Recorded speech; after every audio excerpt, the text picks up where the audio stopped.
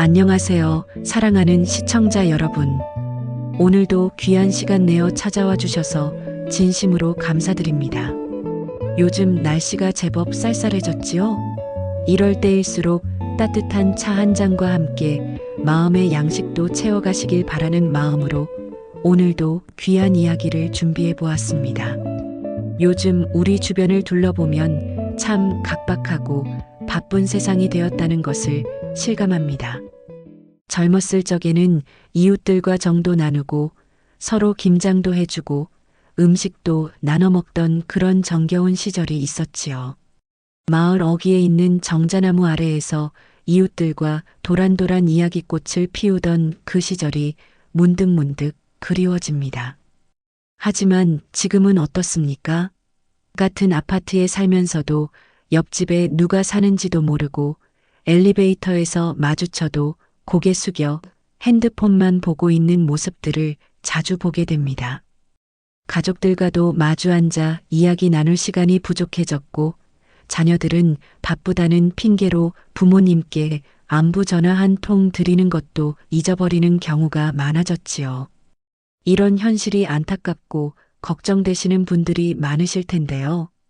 오늘은 그래서 아주 특별한 이야기를 준비했습니다. 바로 세척이라는 오래된 지혜에 대해 말씀드리려고 합니다. 세척이란 누군가를 만날 때 세 발자국 물러서서 바라보는 자세를 뜻합니다. 단순히 물리적인 거리만을 의미하는 것이 아니라 상대방을 배려하고 존중하는 마음의 거리를 뜻하는 것이지요. 우리 선조들은 이미 수천 년 전부터 인간관계의 핵심을 꿰뚫고 계셨습니다. 지금 우리가 겪는 많은 갈등과 고민들, 실은 그 해답이 이미 오래전부터 전해져 내려오고 있었던 것입니다. 특히 노년기에 접어들수록 이런 지혜가 더욱 필요한 것 같습니다. 나이가 들수록 관계의 질이 삶의 질을 좌우한다는 것을 우리 모두 잘 알고 있지 않습니까? 이 세척의 지혜는 단순히 겸손한 태도를 말하는 것이 아닙니다. 상대방의 입장에서 생각해보고 그 사람의 마음을 이해하려 노력하며 서로를 존중하는 마음가짐을 가지라는 깊은 뜻이 담겨 있습니다. 이런 자세야말로 우리 노년의 삶을 더욱 풍요롭고 행복하게 만들어주는 비결이 아닐까 싶습니다. 오늘 이야기가 여러분의 일상에 작은 도움이 되길 진심으로 바랍니다. 본격적인 이야기를 시작하기 전에 잠깐 구독과 좋아요 버튼을 눌러주시면 감사하겠습니다. 여러분의 작은 관심이 저희에게는 큰 힘이 됩니다. 알림 설정도 해두시면 매주 올라오는 새로운 영상을 놓치지 않고 보실 수 있답니다.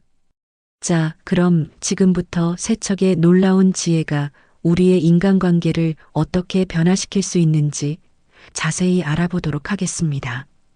먼저 세척이라는 말이 가진 깊은 의미부터 하나씩 살펴보겠습니다. 우리 선조들이 왜 하필 세척이라는 거리를 이야기했는지 그 속에 담긴 지혜를 함께 알아보시죠. 세척이라는 말의 유래는 고대 중국의 공자 시대로 거슬러 올라갑니다.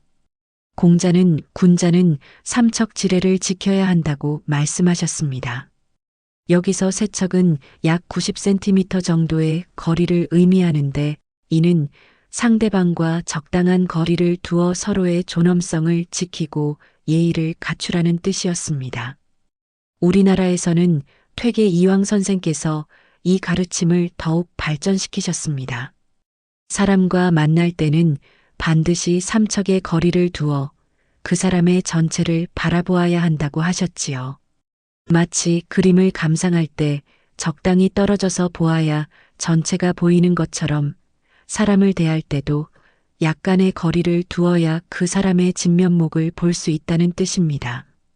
조선시대 선비들은 이러한 세척의 예절을 매우 중요하게 여겼습니다. 대화를 나눌 때도 길을 걸을 때도 손님을 맞이할 때도 항상 세척의 거리를 의식했다고 합니다. 이는 단순한 물리적 거리가 아닌 서로를 존중하는 마음의 거리였습니다. 우리 전통 문화에서는 이러한 세척의 정신이 곳곳에 스며들어 있습니다. 전통 한옥의 대청마루와 마당 사이의 거리, 제사상과 절하는 위치 사이의 거리 등이 모두 세척을 기준으로 했다고 합니다. 이처럼 세척은 우리 생활 속에 자연스럽게 녹아있는 예절이었습니다. 노자도 물러남으로써 앞으로 나아간다라고 했는데, 이는 한 발 물러서는 겸손한 자세가 오히려 관계를 발전시키는 지름길이라는 뜻입니다. 맹자 역시 존인격을 강조하며 모든 인간관계의 기본은 상대방의 인격을 존중하는 것이라 가르쳤습니다. 세척의 거리는 계절의 변화 속에서도 그 지혜를 발견할 수 있습니다. 봄에 꽃이 피고 나무가 자랄 때도 서로 적당한 거리를 두어야 잘 자라듯이 사람 사이도 마찬가지입니다. 너무 가깝게 붙어 있으면 서로의 성장을 방해하고 너무 멀면 서로 도움을 주고받을 수 없습니다. 특히 우리 조상들은 식사 자리에서도 세척의 예절을 중요하게 여겼습니다. 밥상에 앉을 때도 서로 한 뼘 정도의 거리를 두었고, 대화할 때도 음식이 튀지 않을 만큼의 거리를 자연스럽게 유지했다고 합니다. 이런 작은 실천이 모여 우리의 식사 예절이 되었지요. 세척은 말하자면 사람과 사람 사이의 황금 비율과도 같습니다. 너무 가까우면 부담스럽고 너무 멀면 정이 들기 어렵습니다. 이 적절한 거리야말로 오랫동안 좋은 관계를 유지할 수 있는 비결입니다. 마치 우리가 좋아하는 된장찌개도 적당한 간이 있듯이 사람 사이에도 이런 적당한 거리가 필요한 것입니다. 앞서 배운 세척의 지혜를 우리의 실제 생활에서 어떻게 활용할 수 있는지 구체적으로 알아보겠습니다.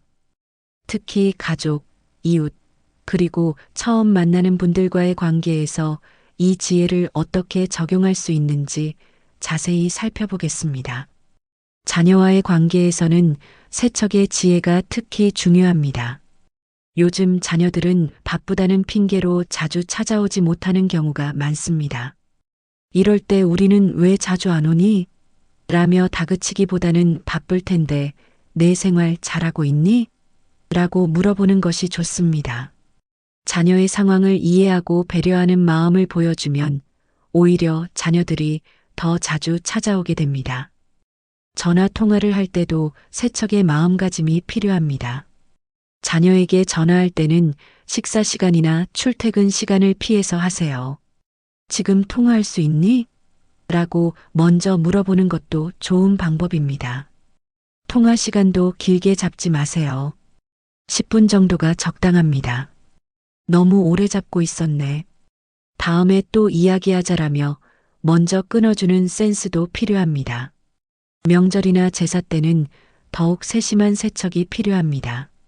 며느리가 음식을 준비할 때 우리 때는 이렇게 했는데 라는 말은 삼가고 대신 요즘은 이렇게들 하는구나. 내가 도울 일 있니? 라고 물어보세요. 음식 준비를 도와줄 때도 며느리의 방식을 존중해 주세요. 내가 하는 방식대로 하렴. 내가 옆에서 거들어 줄게라는 태도가 좋습니다. 자녀 집을 방문할 때도 세척을 기억하세요.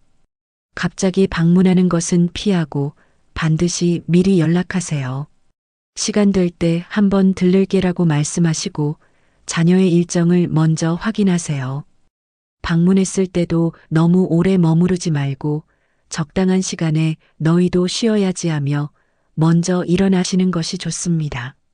선물을 가져갈 때도 부담스럽지 않게 적당량만 준비하세요. 손주들과의 관계는 더욱 신중해야 합니다.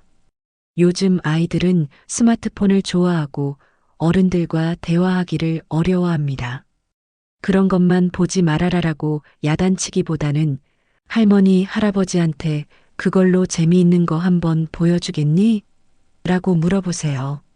손주들의 관심사에 먼저 다가가되 적절한 거리를 두고 지켜보는 자세가 필요합니다. 손주들의 교육 문제에 대해서도 한 발 물러서세요. 너는 공부는 잘하니? 학원은 몇 개나 다니니?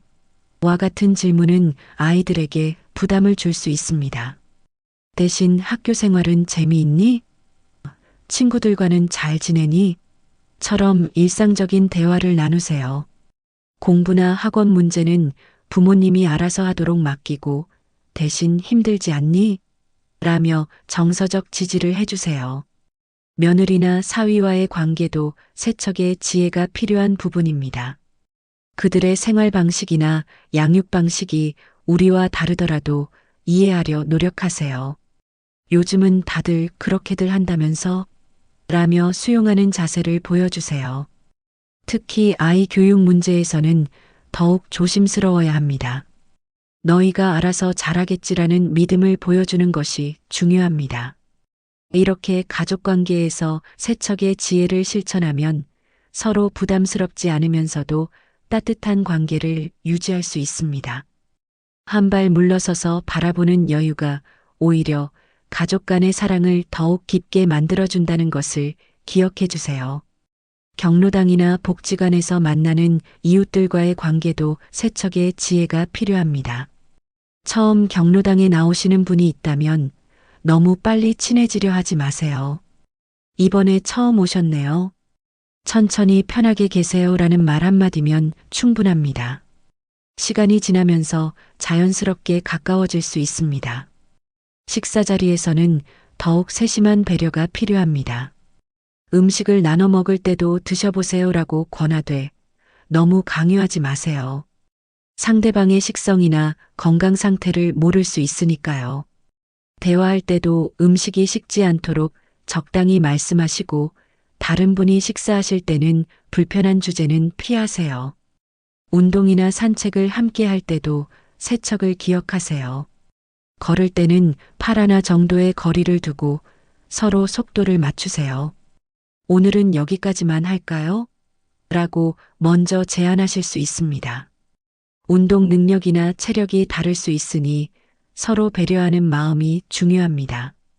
특히 경로당에서는 자리 다툼이나 작은 오해로 갈등이 생기기 쉽습니다. 이럴 때는 세척의 거리를 두고 상황을 지켜보는 것이 현명합니다. 서로 한 발짝씩만 물러서면 될 일인데 라며 중재하는 역할을 하면 좋습니다. 다른 분의 말씀을 듣고 있을 때도 끼어들거나 반박하지 말고 끝까지 들어준 뒤에 그런 일이 있으셨군요 라고 공감해 주세요. 아파트나 주택가에서 이웃을 만날 때도 마찬가지입니다. 엘리베이터나 복도에서 마주치면 가볍게 목례하고 지나가세요. 불필요한 질문이나 사적인 대화는 피하는 것이 좋습니다. 특히 다른 집 이야기는 삼가세요. 누구네는 어떻더라 하는 이야기가 뒤에서 좋지 않게 전해질 수 있습니다. 층간소음 같은 민감한 문제가 생겼을 때도 세척의 지혜가 필요합니다. 직접 찾아가서 따지기보다는 관리사무소를 통해 이야기를 전달하세요. 마주칠 때도 서로 불편한 기색을 내비치지 말고 평소와 같이 인사하세요. 시간이 지나면 자연스럽게 해결될 수 있습니다. 새로운 사람을 만날 때는 첫인상이 매우 중요합니다. 처음부터 너무 가깝게 다가가면 부담스러울 수 있습니다. 안녕하세요라고 인사하고 잠시 상대방의 반응을 살피는 것이 좋습니다. 상대방이 편안해 보일 때 대화를 이어가세요. 병원이나 복지관 같은 공공장소에서 처음 만나는 분들과는 더욱 조심스러워야 합니다. 오늘도 진료받으러 오셨어요? 처럼 가벼운 인사로 시작하세요. 상대방의 병이나 개인적인 상황에 대해 묻는 것은 삼가야 합니다. 대신 날씨가 좋아서 나오기 좋네요. 처럼 일반적인 주제로 이야기하세요. 대화를 할 때는 처음부터 자신의 이야기를 너무 많이 하지 않는 것이 좋습니다. 상대방의 말씀을 먼저 경청하세요. 그렇군요.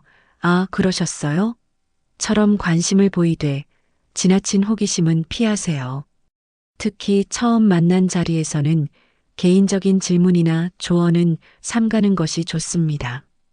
여행지나 문화센터 같은 곳에서 만나는 분들과는 자연스러운 대화를 나눌 수 있습니다. 이 프로그램은 처음이신가요? 이 코스는 어떠세요? 처럼 현재 상황과 관련된 이야기로 시작하세요. 하지만 연락처를 묻거나 사적인 만남을 제한하는 것은 신중해야 합니다. 모임에서 처음 만나는 분들과 대화할 때는 서로의 공통점을 찾아보세요. 하지만 정치나 종교 같은 민감한 주제는 피하는 것이 좋습니다. 식사 자리에서 처음 만나는 분들과는 더욱 세척의 예절을 지키세요. 음식을 권할 때도 한두 번이 적당합니다. 대화할 때도 상대방이 편히 식사할 수 있도록 적당한 간격을 두세요. 맛있게 드세요라는 말 한마디로 충분합니다. 이렇게 낯선 사람과의 만남에서 세척의 지혜를 실천하면 부담 없이 좋은 인연을 만들어갈 수 있습니다. 천천히 그리고 자연스럽게 관계를 만들어가는 것이 현명한 방법입니다. 지금까지 배운 세척의 지혜를 실천하면 어떤 효과가 있는지 알아보겠습니다. 하버드 대학교의 성인 발달 연구는 1938년부터 시작되어 75년 동안 724명의 삶을 추적한 연구입니다. 이 연구의 가장 중요한 발견은 행복하고 건강한 노년의 핵심은 좋은 인간관계라는 것이었습니다. 연구 참여자들 중 건강한 관계를 유지한 사람들은 80대가 되어서도 더 행복하고 건강했으며 기억력도 더 오래 유지되었습니다. 특히 적절한 거리를 두고 꾸준히 관계를 유지한 사람들의 수명이 평균 5년 더 길었다고 합니다. 세계보건기구는 2021년 발표한 건강한 노화 보고서에서 사회적 관계의 중요성을 강조했습니다. 이 보고서는 하루 평균 2-3시간을 다른 사람과 교류하되 적절한 거리를 유지하는 것이 이상적이라고 제시했습니다. 너무 많은 시간을 함께 보내는 것보다 짧더라도 규칙적인 만남이 더 효과적이라는 것입니다. 세척의 지혜를 실천하면 먼저 스트레스가 크게 줄어듭니다. 적절한 거리를 두니 가족이나 이웃과의 갈등이 줄어들고 이는 곧 혈압 안정으로 이어집니다. 실제로 건강한 관계를 유지하는 노인들은 스트레스 호르몬인 코티솔 수치가 30% 이상 낮았고 심장 질환 발생률도 현저히 낮았습니다. 수면의 질도 크게 개선됩니다. 하버드 대학 성인 발달 연구에서는 건강한 사회적 관계를 유지하는 사람들이 더 나은 수면의 질을 보였다고 합니다. 적절한 거리를 두고 관계를 유지하는 것이 스트레스를 줄이고 이는 곧 수면의 질 향상으로 이어진다고 밝혔습니다. 특히 잠들기 전 인간관계로 인한 걱정이 줄어들어 더 편안한 숙면을 취할 수 있었습니다. 면역력 강화 효과도 놀랍습니다.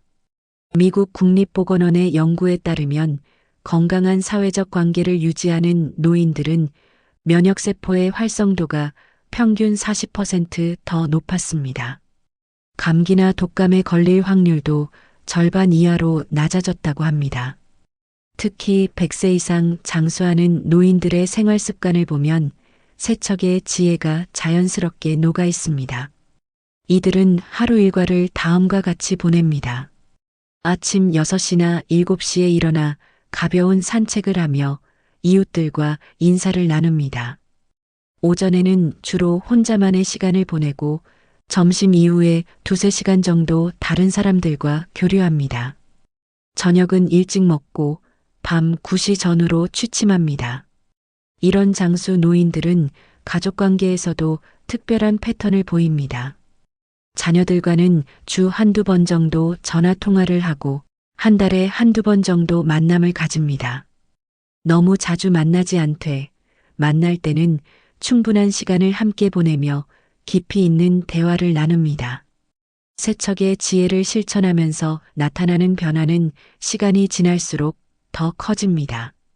3개월이 지나면 스트레스가 감소하고 6개월이 지나면 수면의 질이 개선되며 1년이 지나면 면역력이 눈에 띄게 강화됩니다. 2년 이상 지속하면 만성질환의 위험도 크게 줄어든다고 합니다.